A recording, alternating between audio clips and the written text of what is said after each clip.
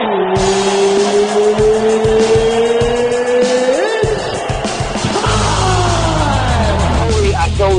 you can see, I'm a little calmer today than I am for most of my interviews because I just finished training. So when I train, my ADD don't kick in. Well, and maybe we should offer you something that'll get you a little amped up, because you were talking about some of the unfair practices that go on in mixed martial arts, and I think I got the perfect segue point for you to get into your own dealings with UFC. UFC is pretty powerful in the sport of MMA. But one thing, regardless of the power that you have, you will never be able to execute your muscle on Antonio McKee. I came from stuff where I'm just happy to be alive, but I demand respect. The UFC was extremely professional. I like the way they did things.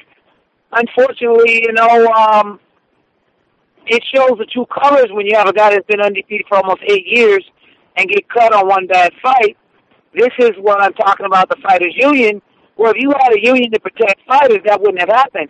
Like I always say, if you had an example like Kobe Bryant, he played 2 or 3 games bad in the Lakers and they just cut him, or you had Mercedes Lewis, who plays for Jaguars, who dropped 5 or 6 passes and you cut him, it just doesn't do good deeds for the sport of MMA. When you have guys that are training and working really hard to get there, and when they get there, you don't like 1 or 2 of their performances and you cut them, because there's a couple other guys that were treated really unfairly.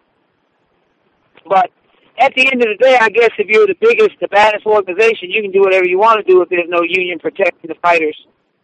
That's true. They do seem to have the most weight and throw it around as much as they want to, but there are people out there besides you that are also standing up to them. I believe the Culinary Union in Las Vegas has been instrumental in getting a lot of things tabled for UFC, like their plans to get MMA fighting sanctioned in New York. They've basically opposed them every step of the way.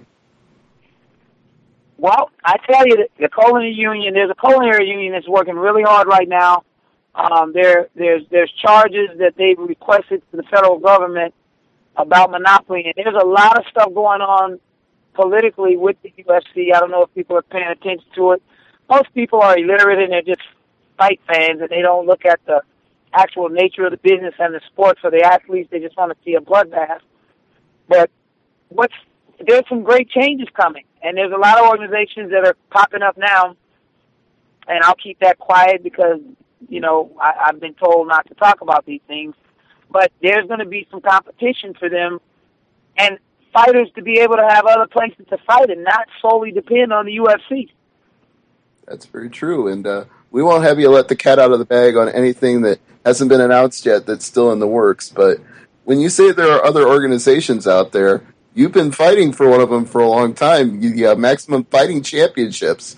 I've seen quite a bit of your fights on HDNet Fights thanks to MFC. So what's your thoughts about being the MFC lightweight champion right now?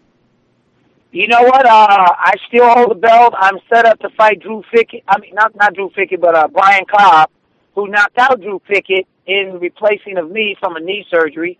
And I think Brian Cobb definitely deserves a shot at me, get the belt back.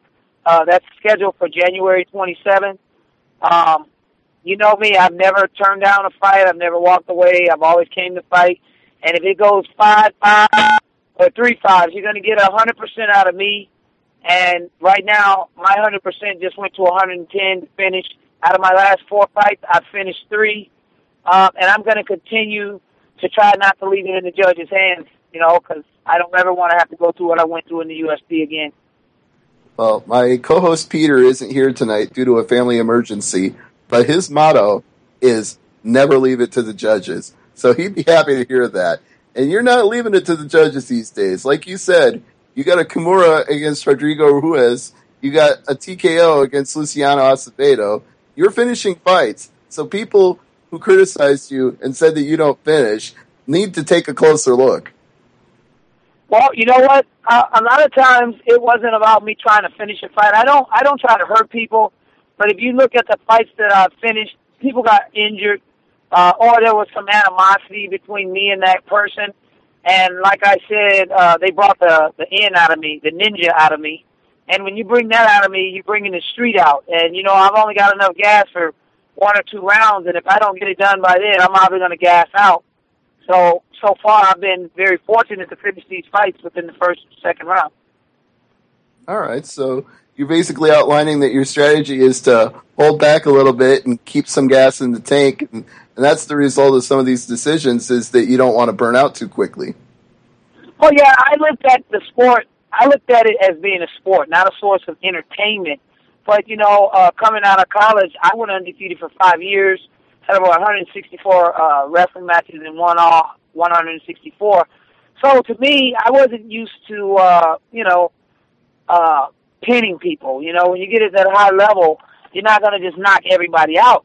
Unfortunately, in this sport, that's what they want to see. They want to see the knockouts, the blood. They want to see the arms broke and the nose bust open. You know, I've also started a company, Knockout Promotions. I'm trying to promote. I've done 5 successful shows. Out of 5 shows, we've had 4 sell out. So I've been actually setting the pace for how fighters need to be treated. I talk to them. I educate them on, you know, marketing themselves, branding themselves.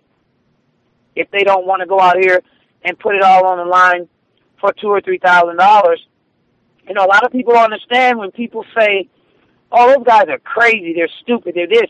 I kind of agree with their statement when you go out here for $2,000 or $3,000 and you get your teeth knocked out, or you get your orbital broke, or you get your jaw wired up, or you get your ACL torn or ripped, and you don't even make a quarter of the salary of what it costs to repair that damage. Right. And you know, a lot of these guys are on steroids. They don't realize what they're doing to their bodies 20 years from now, because they are uneducated on what they're doing. They're just buying it off the streets. It's great money for drug dealers who are selling these steroids to these kids, who are selling doctors who are prescribing these guys steroids because homie hookups. But, you know, I've got a lot of good things to say about it, because it took guys like me off the streets from doing things that, you know, could cause bodily harm to people with weapons and, you know, just, you know, some of the bad things that I was doing. I found another way to exert my energy, and now I mentor youth and help them. So, you know, it has its goods and it has its bads. I think at the end of the day, it's who's representing that individual, and that individual that represents himself has to make the right decisions.